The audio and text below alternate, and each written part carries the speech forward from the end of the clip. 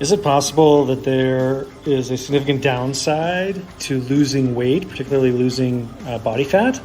And the short answer is yes. Stick around to the end, you'll understand the implications of this in more detail. The primary concern with using GLP-1 agonists, you've heard of these as Ozempic and Mounjaro, which are brand names for semaglutide and tirzepatide.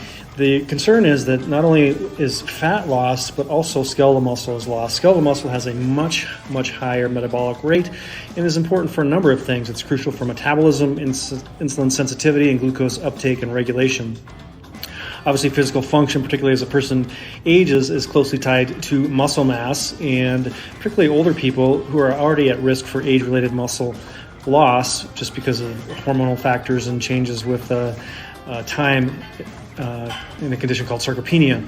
And also quality of life. Excessive muscle mass can lead to weakness, fatigue, decreased ability to perform daily activities, and potential to impact the quality of life negatively. And you might say to yourself, well, I'm 35, I shouldn't have to worry about this.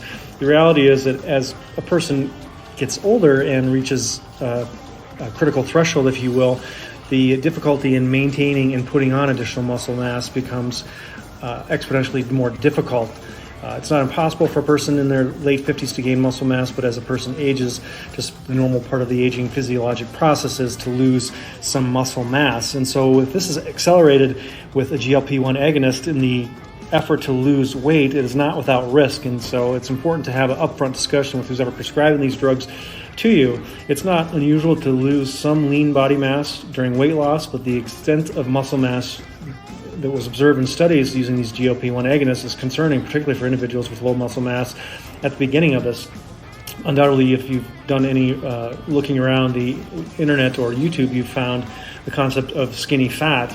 And the concept of that is basically a low muscled individual who maybe has excessive body fat but isn't particularly super heavy, but they just have a very scant amount of muscle mass to begin with. And so they might lose weight with GLP-1 agonist therapy, but in the long run, being 50 years old and having a very slight muscle mass puts a person at potential risk for falls, hip fractures, osteoporosis, and a variety of other things. So it's important that this issue get addressed. Researchers and pharmaceutical companies are exploring strategies to preserve muscle mass for patients using these GLP-1 agonists for weight loss.